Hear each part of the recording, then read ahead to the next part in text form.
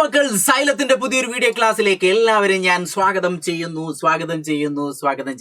സംസാരിക്കുന്ന ചേക്കയാണ്, നിങ്ങളുടെ ഫിസിക്സ് അധ്യാപകൻ.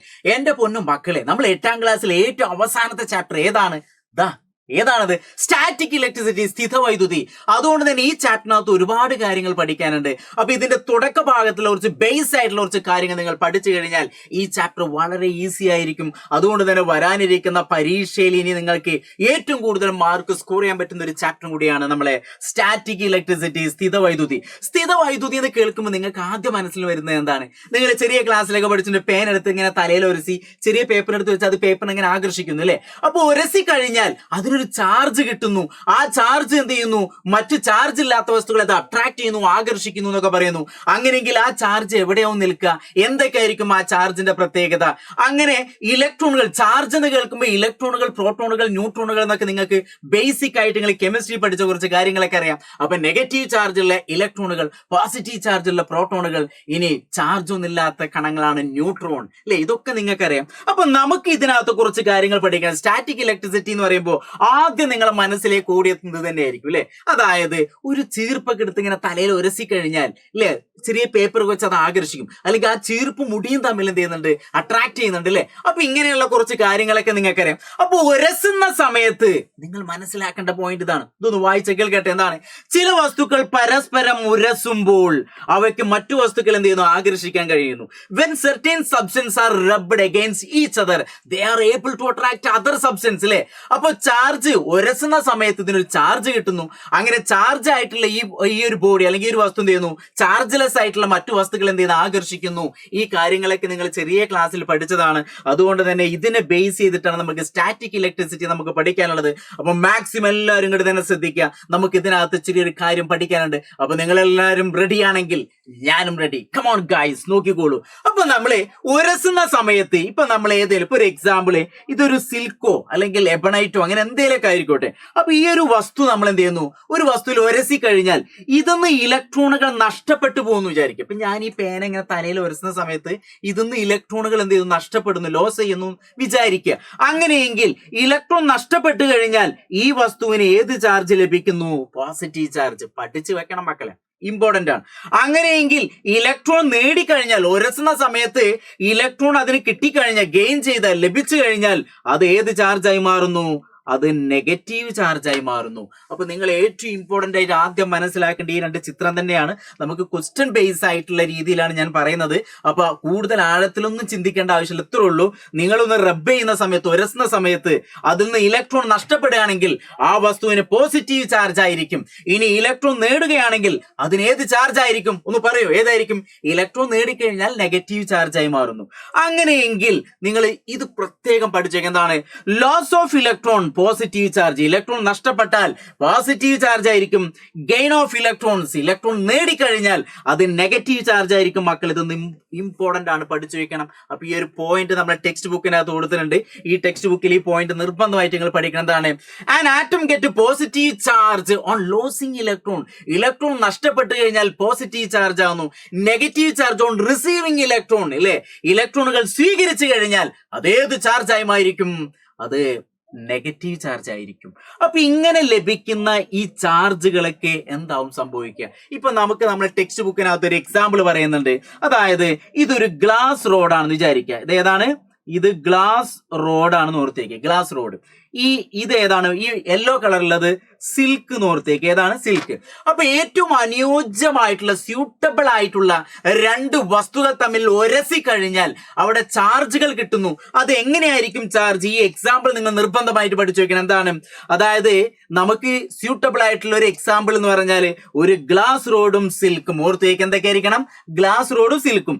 ഈ ഗ്ലാസ് റോഡിനെ സിൽക്കിൽ ഇങ്ങനെ ഉരസി കഴിഞ്ഞാൽ എന്ത് സംഭവിക്കുന്നു? ഗ്ലാസ് റോഡിന് പോസിറ്റീവ് ചാർജ് കിട്ടുന്നു. മക്കളെ ശ്രദ്ധിക്കണം, അമ്പാനെ ശ്രദ്ധിക്കണം. എന്താണ്? ഗ്ലാസ് റോഡിന് പോസിറ്റീവ് ചാർജ് കിട്ടാൻ കാരണം ഗ്ലാസിൽ നിന്ന് ഇലക്ട്രോണുകൾ എങ്ങോട്ട് പോകുന്നു? സിലിക്കിലേക്ക് കൈമാറ്റം ചെയ്യപ്പെടുന്നു, ട്രാൻസ്ഫർ ചെയ്യുന്നു. ഓർത്തിരിക്കാം. അങ്ങനെയെങ്കിൽ സിലിക്കിന് ഏത് ചാർജായി മാറുന്നു? സിലിക്കിന് നെഗറ്റീവ് ചാർജായി മാറുന്നു. സിലിക്കിന് ഏത് ചാർജായി മാറുന്നു? Negative charge. കാരണം എന്താണ്? ഇതിന്നൊരു ഇലക്ട്രോൺ ഇങ്ങോട്ട് വരികയാണ്. ഇലക്ട്രോണിന്റെ ചാർജ് ഏതാണ്? നെഗറ്റീവ് ആണ്. അപ്പൊ ഈ ഒരു എക്സാമ്പിൾ ഓർത്ത് വയ്ക്കൂ. ഏറ്റവും സൂട്ടബിൾ ആയിട്ട് പരീക്ഷയ്ക്ക് എപ്പോഴും ചോദിക്കുന്നത് ഗ്ലാസ് റോഡ് സിലിക്കും. അപ്പൊ ഗ്ലാസ് റോഡ് സിലിക്കും തമ്മിൽ ഉരസി കഴിഞ്ഞാൽ ഗ്ലാസിൽ നിന്ന് ഇലക്ട്രോണുകൾ സിലിക്കിലേക്ക് കൈമാറ്റം ചെയ്യുന്നു. അതുകൊണ്ട് ഗ്ലാസ് റോഡിന് പോസിറ്റീവ് ചാർജ് ആവുന്നു ഓർത്ത് വയ്ക്കുക. ഗ്ലാസ് റോഡിന് ഏത് ചാർജ് ആവുന്നു? Positive charge. നേരെ സിലിക്ക് എന്ത് സംഭവിക്കുന്നു? ഇലക്ട്രോണെ സ്വീകരിക്കുന്നു. അതുകൊണ്ട് സിലിക്കിന് ഏത് ചാർജായി? നെഗറ്റീവ് ചാർജായി മാറുന്നു. അപ്പൊ ഇങ്ങനെ ഒരു എക്സാമ്പിൾ നിങ്ങൾ പഠിച്ചു വെക്കണം. ഇനി അടുത്തൊരു എക്സാമ്പിൾ എന്ന് പറഞ്ഞാൽ ഇതേപോലെ തന്നെ എന്താണ്, നമുക്ക് ഇത് വൂളാണെന്ന് വിചാരിക്കുക. അതായത് ഇത് വൂൾ, കമ്പിളി. ഇനി ഇത് ഏതായിരിക്കണം? ഇത് എബണൈറ്റ്. എന്താ പറയാ? എബണൈറ്റ് എന്ന് പറയും. എബണൈറ്റ് എന്ന് പറഞ്ഞാൽ ഒന്നുമില്ല, ഒരു ഗ്ലാസ് മറ്റേ ഒരു റബ്ബർ പോലത്തെ റോഡാണ്, അതിനകത്ത് സൾഫർ ഒക്കെ മിക്സ് ചെയ്തിട്ടുള്ളതാണ് എബണൈറ്റ് എന്ന് പറയുന്നത്. അപ്പൊ ഇവിടെ ഒരു എബണൈറ്റും ഒരു വൂൾ കമ്പിളിയും തമ്മിൽ ഉരസുന്നു. നേരത്തെ ഗ്ലാസ് റോഡും സിൽക്കായിരുന്നു സ്യൂട്ടബിൾ ആയിട്ടുള്ള പേര് എന്ന് പറയുന്നത്. ഇനി ഇവിടെ അടുത്ത പേര് ഏതാണ്? അടുത്ത ജോഡികൾ ആരൊക്കെയാണ്? എബണൈറ്റും കമ്പിളിയും. ഈ എബണൈറ്റും കമ്പിളിയും തമ്മിൽ ഉരസി കഴിഞ്ഞപ്പോ ഇവിടെ ഒരു സംഭവിച്ചു. എന്ത് സംഭവിക്കാം? ഈ അതായത് വൂളിൽ നിന്ന് ഇലക്ട്രോണുകൾ എങ്ങോട്ട് വരുന്നു? നമ്മളെ എബണൈറ്റിലേക്ക് വരുന്നു. അതുകൊണ്ട് എബണൈറ്റ് ഏത് ചാർജായി മാറുന്നു? നെഗറ്റീവ് ചാർജായി മാറുന്നു. വൂള് കമ്പിളി ഏത് ചാർജായി മാറുന്നു? പോസിറ്റീവ് ചാർജായി മാറുന്നു. മക്കളെ ഓർത്തേക്ക്. അപ്പൊ സ്യൂട്ടബിൾ ആയിട്ടുള്ള രണ്ട് പേരുകളാണ്. ഒന്ന് ഗ്ലാസ് റോഡും സിൽക്കും. രണ്ടാമത്തെ എപ്പോഴും പരീക്ഷയ്ക്ക് ചോദിക്കുന്ന ഏതാണ്? എബണൈറ്റും വൂള് കമ്പിളി. അപ്പൊ എബണൈറ്റും കമ്പിളിയും തമ്മിൽ ഉരസി കഴിഞ്ഞാൽ അവിടെ എന്ത് സംഭവിക്കുന്നു? എബണൈറ്റിലേക്ക് ഇലക്ട്രോണുകൾ വരുന്നു. അതുകൊണ്ട് എബണൈറ്റ് ഏത് ചാർജായി മാറുന്നു? നെഗറ്റീവ് ചാർജായി മാറുന്നു. കമ്പിളി ഏത് ചാർജായി മാറുന്നു? പോസിറ്റീവ് ചാർജായി മാറുന്നു. അപ്പൊ ഇത് രണ്ടും ഞാൻ ഈ സിൽക്കും ഗ്ലാസും അതേപോലെ തന്നെ എബണൈറ്റും വൂളും കമ്പിളിയും ഞാൻ പറയാൻ കാരണം എപ്പോഴും പരീക്ഷയ്ക്ക് ചോദിക്കുന്നതാണ്.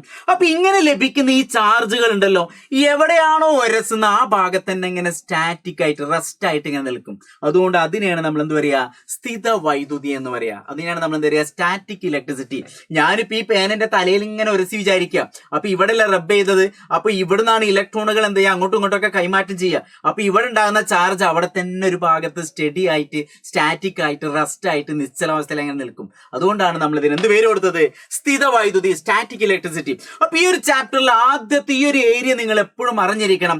സ്ഥിത വൈദ്യുതി എന്ന് പറഞ്ഞാൽ ജസ്റ്റ് ഓർത്തേക്ക്, നമ്മൾ ടെക്സ്റ്റ് ബുക്കിനകത്ത് കൊടുത്ത എന്താണ്? If the electric charge produced ആണല്ലേ, ഇലക്ട്രിക് ചാർജ് പ്രൊഡ്യൂസ് ചെയ്യും ഇൻ എ ഒബ്ജക്റ്റ്, ഒരു object remains at same place ആണല്ലേ, ഒരേ സ്ഥലത്ത് തന്നെ ഇലക്ട്രിക് ചാർജ് അങ്ങനെ ഒരു സ്ഥലത്ത് അങ്ങനെ കോൺസെൻട്രേറ്റ് ആയിട്ട് ഇങ്ങനെ നിൽക്കും, സ്റ്റഡി ആയിട്ട് അങ്ങനെ നിൽക്കും. അതിനെയാണ് നമ്മൾ എന്ത് പറയുക?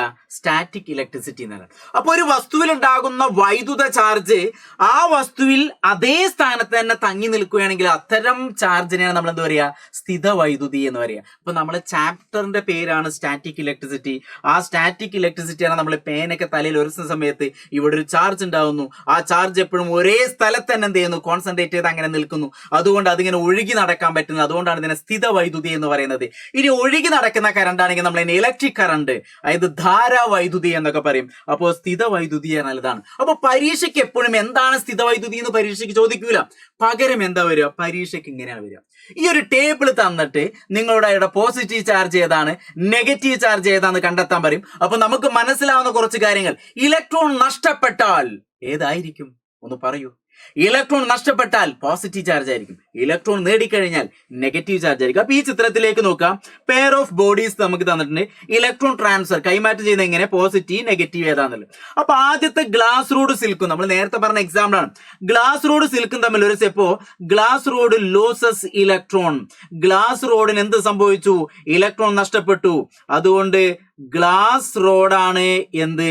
പോസിറ്റീവ് ചാർജ് അല്ലെ. ഗ്ലാസ് റോഡ് ഏത് ചാർജായി മാറുന്നു? പോസിറ്റീവ് ചാർജായി മാറുന്നു.